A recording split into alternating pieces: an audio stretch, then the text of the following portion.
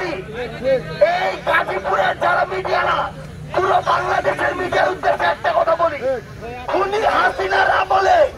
এমন অনেক মিডিয়া ছিল যারা অনেক জনগণের, অনেক মানুষের, অনেক দালালের চেয়ে খুনি হাসিনাকে বেশি চাচ্ছে। আমরা দেখি বাংলাদেশের একটা মিডিয়া, আমরা